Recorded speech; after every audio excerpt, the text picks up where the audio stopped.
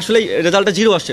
এখন এই ক্ষেত্রে হচ্ছে আমার অভিযোগটা এটা যে বাকি কোন কেন্দ্রে কি হয়েছে না হয়েছে সেটা আমার দেখার বিষয় নয়। আমি যেই কেন্দ্রে ভোট দিয়েছি আমার ভোটটা যদি বাতিল হয়, মানে আমার ব্যালট পেপারটা যদি বাতিল হয়, সেটা উল্লেখ করতে হবে যে কেন ব্যালট পেপারটা বাতিল হয়েছে।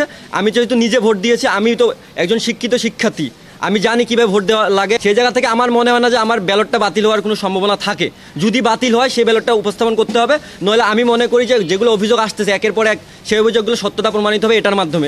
বসুন্ধরা টিস্যু, অশুদ্ধতার বিরুদ্ধে এক বিন্দুও ছাড় নয়। এই মুহূর্তে আমি আছি মধুর ক্যান্টিনের সামনে। এখন দুজন প্রার্থী, যারা মধ্যে একজন পরিবেশ ও সমাজ কল্যাণ বিষয়ক সম্পাদক আর একজন কেন্দ্রীয় ডাকসুর সদস্য, তারা ব্রিফিং করছেন। তারা যেটি বলছেন যে ডাকসু নির্বাচনে কারচুপির অভিযোগ তারা করছেন। আমরা সরাসরি একটু ব্রিফিংয়ে তাদের কথাই শুনতে চাই। স্পেসিফিক বলি যে উনি হচ্ছে আমার এলাকার ভাই, আমার কাছের ভাই, ঠিক আছে।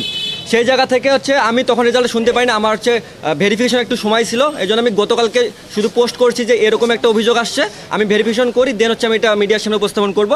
অ্যান্ড দেন আমি আজকে শোনার পর যখন শুনি আসলেই রেজাল্টটা জিরো আসছে।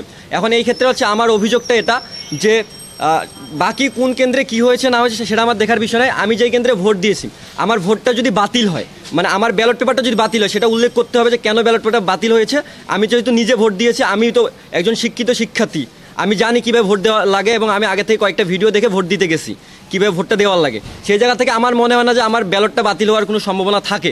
যদি বাতিল হয় সেই ব্যালটটা উপস্থাপন করতে হবে, নইলে আমি মনে করি যে যেগুলো অভিযোগ আসতেছে একের পর এক সেই অভিযোগগুলো সত্যতা প্রমাণিত হবে এটার মাধ্যমে। এবং সেই ক্ষেত্রে হচ্ছে ভোট কারচুপির যে ইস্যুটা, গতকালকে আপনার মিডিয়ারে দেখেছেন বিভিন্ন জায়গা থেকে বিভিন্ন রকম অভিযোগ এসছে এবং নিয়ম বহির্ভূত অনেক কর্মকাণ্ড ঘটেছে ডাকসু নির্বাচন কেন্দ্রিক।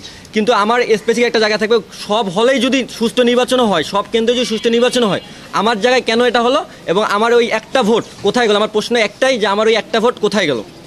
এটাই জন্য আজকে আমার প্রেস ব্রিফিংটা করা। এবং বাকি অন্য ইস্যু, যদি ঢাকা বিশ্ববিদ্যালয়ের শিক্ষার্থীদের উদ্দেশ্যে আমি একটা কথা বলছি, তারা যদি বলে যে ভোট সুষ্ঠু হয়েছে তাহলে আমি মানতে রাজি আছি, যদি আমার এটা দেখায়। এবং ঢাকা বিশ্ববিদ্যালয়ের শিক্ষার্থী যদি এটাকে গ্রহণ করে তাহলে সাদরে আমিও গ্রহণ করব। কিন্তু আমার ওই একটা প্রশ্ন আমি জবাব চাই যে আমার ভোটটা গেল কোথায়? ঠিক আছে, আমার এটুকুই বলার থাকবে। ভাই সার্বিক বিষয়ে কিছু বলবেন? আসসালামু আলাইকুম, আমি রাকিব হোসেন গাজী।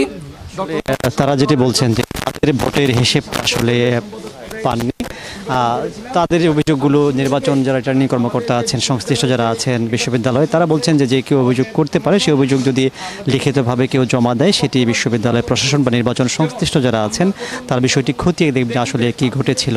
আর সব কিছু মিলিয়ে বড় দাগে তারা নির্বাচনকে একটা সুষ্ঠুভাবে করার জন্য চেষ্টা করেছেন, সেই ধারাবাহিকতায় ফলাফলে এসেছে বলে বিশ্ববিদ্যালয় প্রশাসন আমাদেরকে জানিয়েছিল। এর কাছে আমার কাছে এই ছিল সর্বশেষ পরিস্থিতি।